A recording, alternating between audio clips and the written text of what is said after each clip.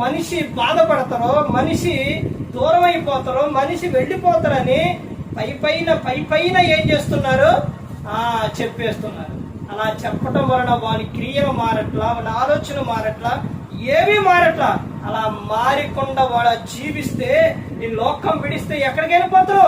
నరకానికి వెళ్ళిపోతారు. వాడి నొప్పి తగిలిన, బాధ కలిగిన, ఈ ఉన్నట్టు చెబితే, గద్దించి హెచ్చరించి బుద్ధి చెబితే వాడు మార్చుకుంటే ఏమైతురు? లోకం విడిస్తే పరలోకానికి వెళ్ళరు. ఒక వ్యక్తిని పరలోకం చేర్చే బోధే మనిషి ప్రతి సేవకుడు కూడా చేయాలి. పరలోకం వెళ్లే బోధే చేయాలి మనిషిని.